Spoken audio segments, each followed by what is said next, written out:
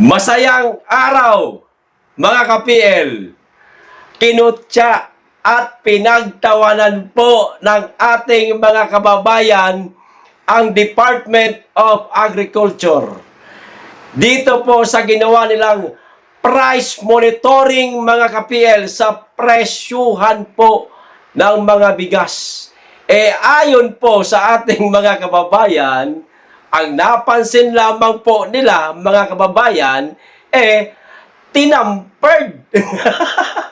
Di umano, ang mga presyo ng bigas sabay kinuhanan po ng litrato at ipinost po sa social media para nga namang sabihin, aba, mababa na ang presyo ng bigas.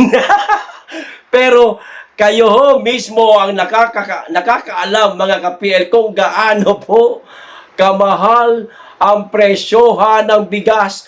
Dito pa lamang po sa local na bigas, abay pumapalo na po ng 50 mahigit, mga kababayan. Pero ang ipinakita di umano nila halagang 42 pesos lamang, mga ka-PL. O narito po ang iilang mga litrato na ipapakita ko po sa inyo at meron po nakasulat sa ibaba. Ito po ay yaong mga napansin ng ating mga kababayan. Kaya ngayon, kinukutya at pinagtatawanan po sila, mga kababayan. Para lang masabi ba na, mura na pala presyo ng bigas. Sabi, mahal, bakit mura lang dito sa kanila? O, kayo na lamang pang umusga. Pero bago ko po ipapakita sa inyo mga litrato, basahin ko lamang po ito, ha, mula sa balita. O, ayan.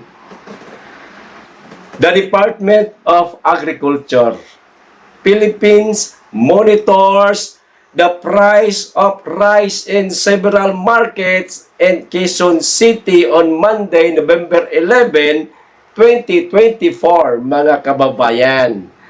Following talks with Market Association of a 3 to 5 pesos profit margin for regular and well-milled rice. Ayon po ito sa Radio Pilipinas, mga kababayan. So, ito na po yung mga presyuhan ng bigas, mga ka-PL. Unahin po natin itong pinaka nasa taas po na nakita ko. Ayan. Ano ho napansin ninyo? Basahin nyo po yung nasa baba na binilugan na pula. O, ang sabi, wow, bagong print, mga kababayan, walang kakulubot-kulubot yung sign so demure. Ayon po sa ating mga kababayan. Silipin ko lang po dito.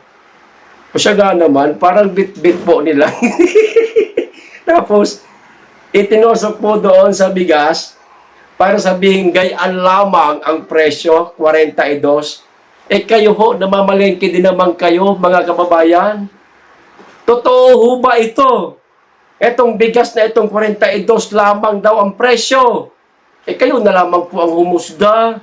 Kasi ako naman, bihira po ako mabili ng bigas, mga kababayan, dahil binibigyan po ako ng aking binan ng bigas bagong ani pa.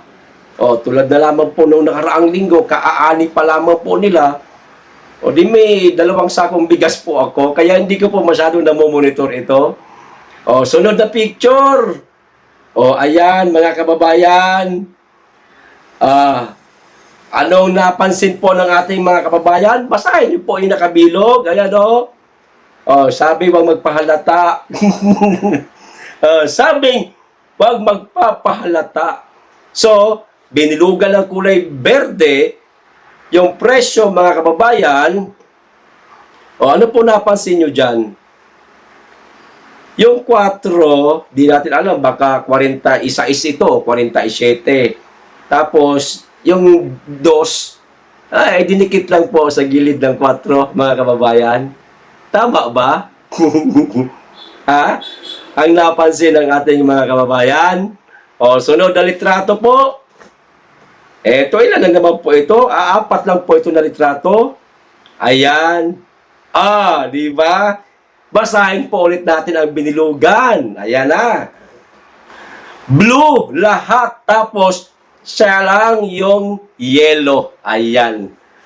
Pansin nyo ninyo, nakapaligid po sa... Meron namang isa, yung kulay puti sa baba, mga kababayan. Pero, siya lamang po yung kulay dilaw. Yan po ang napansin ng ating mga kababayan. Huling litrato po ito ipapakita ko sa inyo, mga kababayan. Ito ang matindi, ayan. Pansinin po natin yung nakabilog ulit na pula sa baba. Tinapalan ng kokomban. Kokomban talaga no? Alam niyo naman po yung ating mga kababayan. Maluloko yung mga yan. Nawala na yung piso sign, mga kababayan. Basta mailagay lamang yung 42 pesos dito sa well-milled rice, mga kababayan. Tindi talaga, no?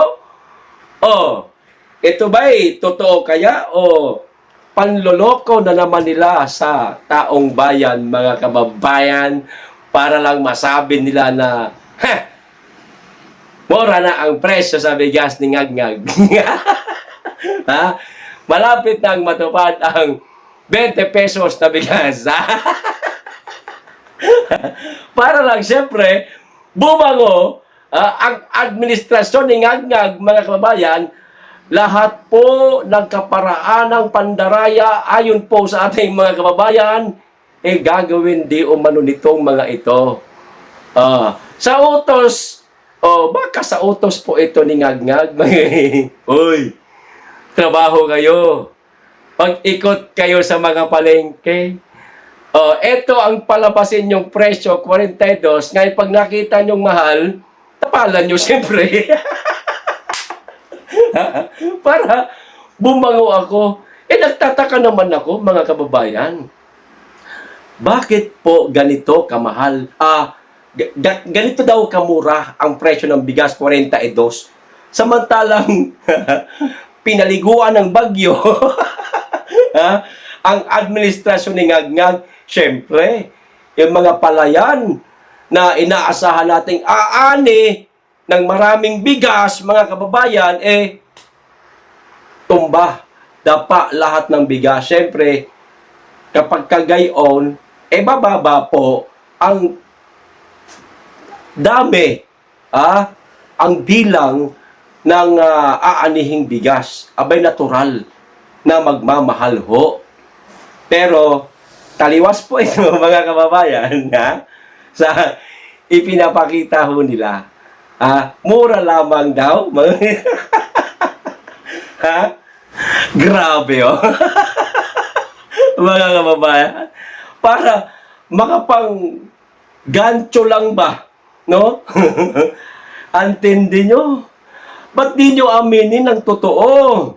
Sabihin nyo na, pasensya na. Ikaw nga, ba't di mo sabihin sa bayan na, pasensya na mga kababayan, sadyang magmamahal ang presyo ng bigas kasi napakaraming bagyong tumama sa ating bansa. Aminin mong ganun.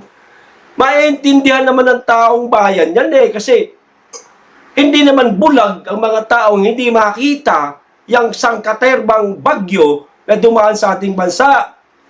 Kalalapag pa lang ni Nika. May nakita na naman, mga kababayan, ang Pag-asa at pinangalanan pong bagyong Ophel, mga kababayan. Kalalapag pa lang kayo ng alas 8:40 ng umaga si Bagyong Nika. Ay na naman, may namumuo na naman pong LPA, mga kababayan. Delikado. Hindi pa nakakaalis si Nika. Baka pumasok sa ibang lugar na naman yung Bagyong Ophel pag natuloy, mga kababayan. Tapos, sasabihin, ito lang ang presyo ng bigas.